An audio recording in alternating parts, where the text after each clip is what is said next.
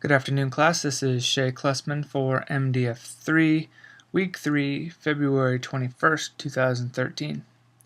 So this week we were working with widgets and action buttons. I thought this week was pretty interesting, something I really looked forward to, and of course, like usual, I tried shooting for the moon.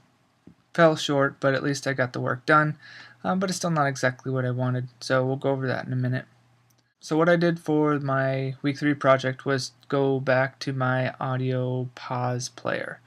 I completely rebuilt it, this time to use a list view to be able to select a song from inside of the internal memory from in the computer, and then to pause as normal. I built a widget for it which goes on the home page, and I also put the action bar at the bottom. I used 2 icons and 3 words, and I also used the settings word as the link for my next activity, to where you're able to pick settings for the app, and it actually is stored in settings and reloaded. So it's quite a bit, and I was kind of excited about it. What could I have done differently? I really wanted to be able to get some buttons working on my widget. I didn't get any buttons working, but I did get the widget itself to update. I currently have it at 1-minute intervals, so I had to use a service just so you're able to see the intervals, and I ended up using a clock in my widget, so at the 1-minute mark every minute it updates. So if I could change anything, I wish I knew the widget a lot better. List a few things that could use more clarification.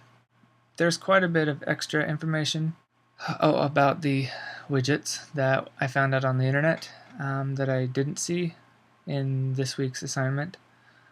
But to be specific, I don't remember anymore what I found where. And as I started thinking about my APD2 project, I've been thinking about it for 2 weeks now, but what I'm going to do, I'm not exactly sure yet.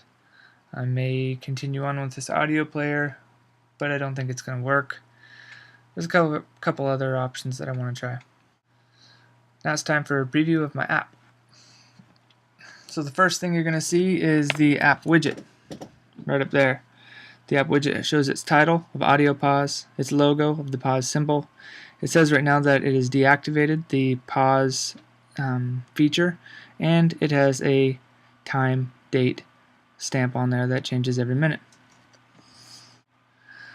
Going into my app now, you can see that there's a list of all of the music inside of my phone, and we can click any of them to hear it. And currently, as we showed you, the pause is not working because it was deactivated. But if we go into settings,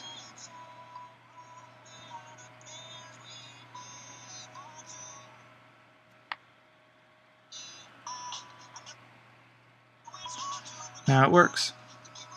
So the other options at the bottom were the play, the pause, and the stop. Everything's working right now, but again, some things I'd still like to work on are the widget, and actually get some buttons to be able to get it to activate from there. So that's my app in a nutshell this week. I hope you liked it, and I can't wait for next week. Have a good day.